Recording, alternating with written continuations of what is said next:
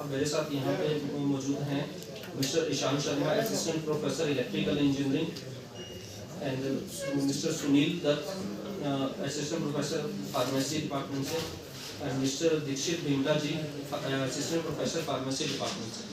तो हम सब आप लोगों से यहाँ पे मिलने का एक मेन उद्देश्य है आज का, वो है हमारी यूनिवर्सिटी की जो जानकारी है, वो जो एडमिशन्स हमारे ओपन हो गए हैं तो उसके रिगार्डिंग जो इन्फॉर्मेशन है वो आप लोगों से शेयर करना, ताकि ये इन्फॉर्मेशन ज़्यादा से ज़्यादा लोगों के साथ शेयर की जा सके।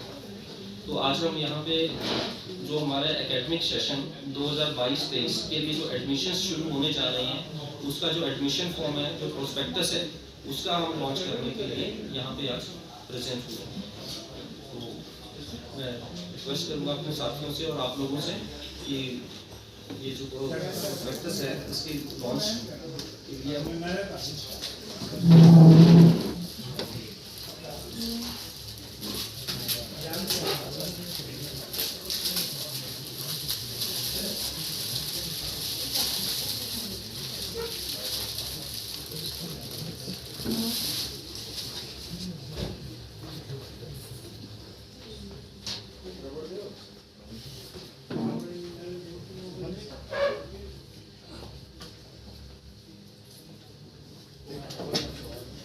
यूनिवर्सिटी जो है formerly university was known as Institute of Engineering and Emerging Technologies, and it is started in 2002. We have a legacy of 20 years, and in 2000 approved as independent university as state private university from UGC, and in 2010 we have started our first batch as university. And at Baddi University, Professor Dr. J.K. Sharma ji, our Honorable Vice Chancellor sir, he had joined Baddi University since 2018 after his retirement from HPKVN Palampur Agriculture University as a head of the department. And sir has a vast experience of 32 years in the government sector for teaching and as well as field projects for agriculture related activities. And sir was also awarded most promising Vice Chancellor of the India on 9th April 2022. And besides this, sir also has won many awards like Scientist of the Year award and fellow of the Society of award. Then recently, sir has also been awarded as top 10 best vice chancellor in the India by Education and EdTech awards. And secondly, we have given as Professor Dr. T.R. Bhardwaj as advisor to Chancellor, former vice chancellor of Baddi University. Sir has vast experience of 42 years from the Punjab University, Chandigarh.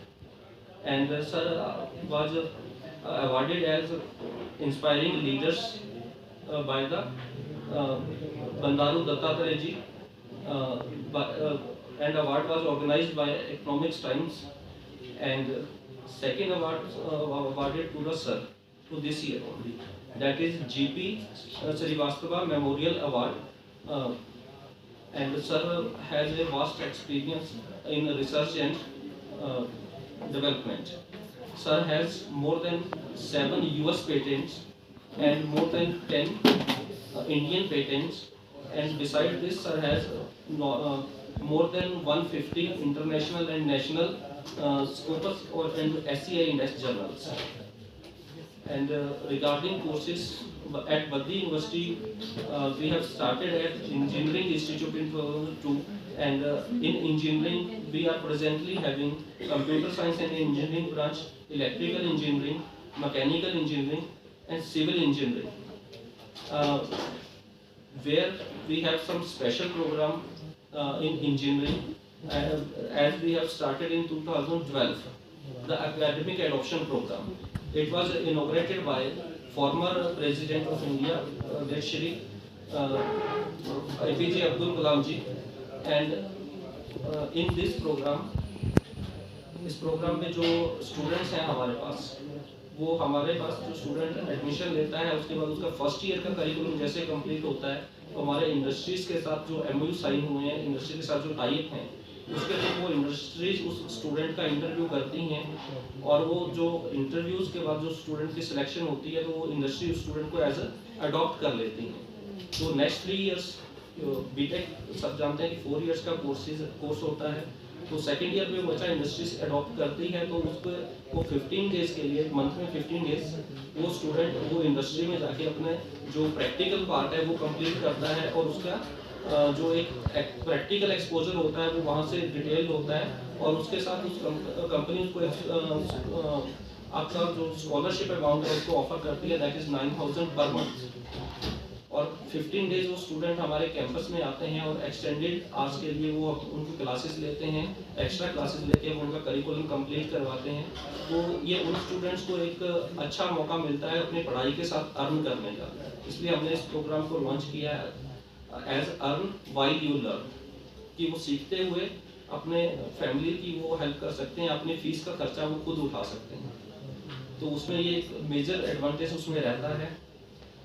और इसके साथ हमारे पास engineering में जो masters के courses हैं M.Tech, वो भी हमारे पास कंप्यूटर साइंस इंजीनियरिंग में, इलेक्ट्रिकल इंजीनियरिंग में, मैकेनिकल इंजीनियरिंग में और सिविल इंजीनियरिंग में अवेलेबल है। Regarding higher courses, we also have PhD courses in engineering and जो हमारे स्टूडेंट्स हैं जो नॉन मेडिकल से +2 करते हैं वो स्टूडेंट्स इन कोर्सेज के लिए बीटेक में एडमिशन ले सकते हैं। जिनकी ग्रेजुएशन कंप्लीट हो चुकी है वो M.Tech के लिए ले सकते हैं और जो रिसर्च ओरिएंटेड पर्सन हैं जो रिसर्च में जाना चाहते हैं वो PhD के लिए एडमिशन ले सकते हैं आफ्टर देयर पोस्ट ग्रेजुएशन। और बीटेक में एक सेकेंड मेथड होता है एंट्री करने का, that is lateral entry method. जो स्टूडेंट्स +2 के बाद डिप्लोमा करते हैं, पॉलिटेक्निक डिप्लोमा करते हैं और वो उसके बाद इंजीनियरिंग में डिग्री अपनी परस्यू करना चाहते हैं तो वो डिग्री करने के लिए डायरेक्टली सेकेंड ईयर में उनका एडमिशन जो है वो होता है, क्योंकि उनके जो बेसिक्स होते हैं इंजीनियरिंग के वो अपने डिप्लोमा टाइम में उन्होंने पढ़े होते हैं। तो जो ये UGC नॉर्म्स के अकॉर्डिंगली जो क्राइटेरिया है वही हमने रखा है। तो यहाँ से जो बच्चे हमारे पास आते हैं उनको हम उनका कोर्स कंप्लीट करवाते हैं और उसके बाद उनकी प्लेसमेंट्स के लिए भी उनको हम हेल्प करते हैं। कैंपस प्लेसमेंट्स बच्चों की होती हैं। तो सेकेंडली हमारे पास जो सेकेंड लाइन है कोर्सेज की, that is medical line related. कुछ बच्चे जो +2 में मेडिकल लाइन से जो +2 कंप्लीट करते हैं उनके लिए हमारे पास जो है वो फार्मेसी में कोर्सेज हैं। फार्मेसी में हमारे पास डिप्लोमा इन फार्मेसी है, बैचलर इन फार्मेसी है और मास्टर्स इन फार्मेसी है। तो इन बच्चों का जो है वो फार्मेसी में हमारे पास जो है एक इंडस्ट्रियल हब में होने के कारण इनका जो इंडस्ट्री एक्सपोजर है, उनको सिर्फ हम थ्योरेटिकल नॉलेज नहीं देते, प्रैक्टिकल नॉलेज भी देते हैं। एवरी मंथ उनकी इंडस्ट्रियल विजिट्स होती हैं कंपनी में, उनको लाइव ले जाके वहाँ पे सेशंस भी जो पढ़ाए जाते हैं बच्चों को, तो दैट कि बच्चे ने जो थ्योरेटिकली पढ़ा है उसको वो प्रैक्टिकली भी देख सके कि वहाँ पे कैसे वो हो रहा है। लाइक टैबलेट मेकिंग है, टैबलेट मेकिंग हम बताते हैं कि सॉल्ट कैसे मिक्स करने हैं, लेकिन मिक्सिंग एक्चुअली कैसे होती है और उससे टैबलेट कैसे बनती है सॉल्ट मिक्स होने के बाद, वो बच्चों को प्रैक्टिकली वहाँ पे हम इंडस्ट्री में जाके उनको एक्सपोजर देते हैं। सेकंड जो आपका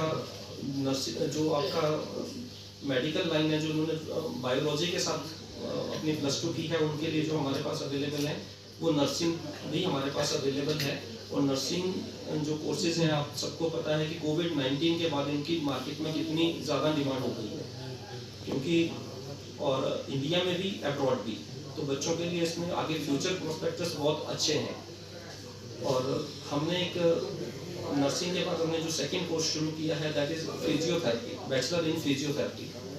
जैसा कि हम सब जानते हैं कि आजकल मेडिसिन के साथ भी हमारे शरीर में कोई ना कोई प्रॉब्लम रहती है और उसके कारण हमारा जो है वो हमारे सिटिंग पोस्चर्स, अपने ऊपर ध्यान नहीं देना, उस तरह से कुछ ना कुछ हमें चला रहता है। तो उस तरह की जो छोटी वो हैं चीज़ें, तो उस तरह से जो है कि एक पेशेंट को, एक इंसान को स्वस्थ रहने के लिए जो एक्सरसाइज जो रिकमेंड होती हैं वो फिजियोथेरेपिस्ट ही करते हैं। तो फिजियो का आने वाले टाइम में ये रोल और बढ़ेगा, क्योंकि हमारी जो बिजी वे बायोलॉजी के साथ उसको करते हैं तो इस कोर्स को वो ज्वाइन कर सकते हैं। जो आपने अगर कुछ लोगों में से हमने देखा होगा तो ये एंशियंट हमारा कोर्स है जो काफ़ी लंबे टाइम से चल रहा है। कि हम जानते हैं पुराने टाइम में जो चिकित्सा की जाती थी तो वो मेडिसिन से ज़्यादा एक्सरसाइजेस पे ज़्यादा डिपेंडेंट थे। तो अब जो है वो एक उसका इनलार्ज्ड वर्जन है, टेक्नोलॉजी इसके साथ में जुड़ गई है, एक्सरसाइजेस के नए नए मीडियम्स हैं। तो उस तरह से जो फिजियोथेरेपी है आने वाले टाइम में एक ग्रोइंग फील्ड है। इसके अलावा हमारे पास जो है एग्रीकल्चर जो है हमने 2018 में शुरू किया था। और यहाँ पे हमारे पास जो मैंने जैसे कि आपको बताया जो हमारे वाइस चांसलर सर हैं वो डायरेक्टली एग्रीकल्चर फील्ड से रिलेटेड हैं। वो as a head of the department from agriculture university Palanpur से रिटायर्ड हुए हैं। तो सर का एक वास्ट एक्सपीरियंस है, वो साइंटिस्ट भी रहे हैं। उनका वो अपने टाइप पे वो जीनोम सेवियर अवार्ड से भी नवाजे गए हैं। तो उस अवार्ड के लिए उनको जो सीड जीनोम में उन्होंने जो रिसर्च किया था उसके लिए उनकी ये अचीवमेंट है। और हमारे पास जो फैकल्टी है एग्रीकल्चर में वो एक्सपीरियंस फैकल्टी है, पोस्ट डॉक्टरेट डॉक्टरेट इस लेवल के लोग वहाँ पे हैं, एक्सपीरियंस वाले जो हमारे आगे ले जाने में हमारी मदद करेंगे। और जैसा कि हिमाचल जो हमारा प्रदेश है इसके लिए जो हम सब जानते हैं कि हमारी इकोनॉमी जो है मेजरली वो दो चीज़ों से ड्रिवन होती है, एग्रीकल्चर से और टूरिज्म से। तो हमें एग्रीकल्चर को एक नए आयाम पे लेके जाना है। तो उसके लिए हमें जो ट्रेडिशनल जो हमारे जो खेती करने के जो तरीके हैं उनमें हमें नयापन लाने की ज़रूरत है। तो उसमें जो हमारा जो हेल्प करेंगे वो हमारे फ्यूचर जो एग्रीकल्चरलिस्ट हैं, जो बीएससी एग्रीकल्चर हैं स्टूडेंट्स हैं, तो वो रिसर्च करेंगे और उस तरह से किससे एक पर्टिकुलर सेम एरिया के लिए उसमें प्रोडक्टिविटी कैसे बढ़ाई जाए। क्योंकि जो हमारे पास भूमि का जो साइज है वो हमारे पास लिमिटेड है। तो हमें क्या करना है, उसी एरिया में हमें अपनी प्रोडक्टिविटी को बढ़ाना है, चाहे वो डायरेक्ट क्रॉप्स की हो, आपकी बागवानी हो, किसी भी तरह का वो प्रोडक्ट हो। अभी एग्रीकल्चर का जो हमारा है स्टूडेंट्स का जो फर्स्ट बैच अभी पास आउट होना है। अभी एग्ज़ाम उनके 6 जून से शुरू हो रहे हैं और ये हमारा जो बैच है वो कम्प्लीटली प्लेस्ड है। एक भी स्टूडेंट हमारा प्लेसमेंट के बिना नहीं है। ये मैं आपको बताना चाहूँगा कि एक ही कंपनी जो हमारी है Himalayan organic agri production research and development, ये जो एक सेंट्रल गवर्नमेंट के जो प्रोजेक्ट्स हैं उनको पूरा करते हैं। और उस प्रोजेक्ट्स के अंडर हमारे बच्चों को इन्होंने एज ए FPO अपने यहाँ पे रिक्रूट किया है। तो ये बच्चों का एक वास्ट एक्सपीरियंस रहेगा इसमें और इनको किसानों के साथ जो फील्ड में जाके काम करने का मौका मिलेगा वहाँ पे। और इनको किसानों को इन बच्चों ने फिर आगे चल के गाइड करना है कि आपके एरिया में जो है वो किस तरह की फसलें हमें उगानी चाहिए और किस तरह की हमारे यहाँ पे जो इन्वायरमेंटल कंडीशंस हैं, तो कौन सी प्रोडक्शन हमारे और किस टाइम पे उस क्रॉप को हमें लगाना है ताकि उससे जो प्रोडक्टिविटी है वो मैक्सिमम हो सके। और हम जो प्रोडक्टिविटी इंक्रीज ही नहीं करना, उस प्रोडक्टिविटी की क्वालिटी को भी हमें इंक्रीज करना है सो दैट वो एक्सपोर्ट क्वालिटी की बने, ताकि उसमें जो किसानों की इनकम है उसको आगे चल के हम इस चीज़ को भी उसमें बढ़ावा दे सकें। नेक्स्ट कोर्सेज हमारे पास है मैनेजमेंट के कोर्सेज हैं। BBA BCom के लिए +2 जो स्टूडेंट्स हैं किसी भी फील्ड से वो एडमिशन ले सकते हैं। और BCom जो है उसके लिए कॉमर्स होना ज़रूरी है और जो MBA है उसके लिए ग्रेजुएशन कंप्लीट होनी स्टूडेंट की ज़रूरी है। और MBA में हमारे पास एक स्पेशलाइज्ड कोर्स है MBA प्लस के नाम से, जिसमें हमारा जो टाइप है वो बैंक्स के साथ भी है। बैंक के जो ऑफिसर्स हैं, जो रिटायर्ड ऑफिसर्स हैं, तो वो ऑफिसर्स आके हमारे स्टूडेंट्स की डायरेक्टली वहाँ पे क्लासेस करते हैं। उनको जो रियल टाइम प्रॉब्लम्स उनको बैंक्स में आती हैं और उनको कैसे आगे रिजॉल्व करना है वो एक्सपोजर उनको मिलता है वहाँ पे। तो उसी टाइप से हमारे जो कंपनीज के साथ भी टाइप्स हैं, तो उन कंपनीज में जो HR है स्पेसिफिकली HR के साथ उन स्टूडेंट्स की जो इंटर्नशिप रहती है वो उनको करने का मौका मिलता है। वो भी रियल टाइम प्रॉब्लम्स को कैसे सॉल्व करना है, वहाँ पे रियल टाइम सिचुएशन में अपने प्रोजेक्ट्स को कैसे कंप्लीट करना है, तो उनको वो टारगेट्स बेस्ड लर्निंग वहाँ पे मिलती है। स्कूल ऑफ साइंसेस जो है हमारा है उसमें हमारे अंडर ग्रेजुएशन और पोस्ट ग्रेजुएशन के कोर्सेज हैं। इसमें हमारे पास BSc के कोर्सेज हैं, BSc ऑनर्स हैं और मास्टर्स हैं, MSc माइक्रोबायोलॉजी है, फिजिक्स में है, मैथमेटिक्स में है, और हमारे पास जो बीएससी कोर्सेज हैं, बीएससी कोर्सेज हमारे पास बीएससी केमिस्ट्री ऑनर्स है, और बीएससी हमारे पास मेडिकल में भी अवेलेबल है। और इसमें भी हमारी जो प्लेसमेंट्स हैं वो काफ़ी अच्छी रहती हैं। हमारी जो प्लेसमेंट्स हैं, जो एलिजिबल स्टूडेंट्स हैं उनकी जो प्लेसमेंट्स हैं वो अबव 90% हमारे बच्चे कैंपस से ही प्लेस हो जाते हैं। इसके अलावा जो बच्चों का जो हमारा कुछ रूरल एरिया से आते हैं, अलग अलग एरिया से हमारे पास बच्चे आते हैं, तो सबकी फाइनेंशियल कंडीशंस भी सेम नहीं होती, सब अलग अलग कैटेगरी से बिलोंग करते हैं। तो उस तरह से हम बच्चों की पढ़ाई पे कोई असर ना हो, अपना वो अच्छे से अपने सपनों को पूरा कर सकें, उसके लिए बद्री यूनिवर्सिटी उनके लिए स्कॉलरशिप्स भी ऑफर करती है। तो जो बच्चा अपने जो क्वालिफाइंग एग्जाम है उसका, जो बच्चा +2 करके ग्रेजुएशन करने आता है या ग्रेजुएशन करने के बाद मास्टर्स कोर्सेज में, पीजी कोर्सेज में एडमिशन लेता है, तो उनके लिए उनके +2 या क्वालिफाइंग डिग्री जो भी उन्होंने ऑब्टेन की है, उसके जो परसेंटेज है, जो उनके मार्क्स ऑब्टेन किए हैं बच्चे ने, उसके बेस पे अलग अलग स्लैब के अकॉर्डिंगली हम उनको अलग अलग स्कॉलरशिप ऑफर करते हैं। Right from 60% of marks, 60% marks हैं तो अलग अलग कोर्सेज में अलग अलग परसेंटेज है कि 10%, 15%, 20%, उस तरह से उसको ट्यूशन फीस पे हम उनको वो ऑफर करते हैं कि उतनी फीस उनकी माफ़ कर दी जाए, ताकि बच्चा अपने जो स्टडी में वो कर सके और उसको एक मोटिवेशन मिले कि मेरे अच्छे मार्क्स आएंगे, मैं अच्छा पढ़ाई करूँगा, अच्छे से लर्न करूँगा, तो मुझे आगे चल के इसका और बेनिफिट मिलेगा। बिलो पॉवर्टी लाइन, कि अगर गवर्नमेंट की तरफ से जो बिलो पॉवर्टी लाइन में डिक्लेयर्ड है कैंडिडेट, उनका सर्टिफिकेट बना है, उनके लिए हमारे पास ट्यूशन फीस पे डायरेक्टली 20% का जो है वो उसमें स्कॉलरशिप अमाउंट रहता है, सो दैट कि हम उनको फाइनेंशियल मदद उनको हम कर सकें। इसके अलावा जो सिंगल गर्ल चाइल्ड है, जो ओनली गर्ल चाइल्ड है, तो उसको जो फीमेल एजुकेशन है उसको प्रमोट करने के लिए स्कीम हमने शुरू की है। तो इसके तहत 50% उनको जो है वो स्कॉलरशिप ट्यूशन फीस पे मिलती है, सो दैट किसी को ये ना लगे कि बेटी है हमने इसको क्यों पढ़ाना है, तो क्योंकि इसको दूसरे घर जाना है, वो फीलिंग पेरेंट्स में ना आए। और कभी कभार ऐसा भी होता है कि उनका जो फाइनेंसेस जो होते हैं उनको सपोर्ट नहीं करते, तो कोई भी फीमेल एजुकेशन के बिना ना रहे, इसलिए ये इनिशिएटिव बद्री यूनिवर्सिटी की तरफ से है कि उसको हम मैक्सिमम हेल्प उसमें हम कर पाएँ।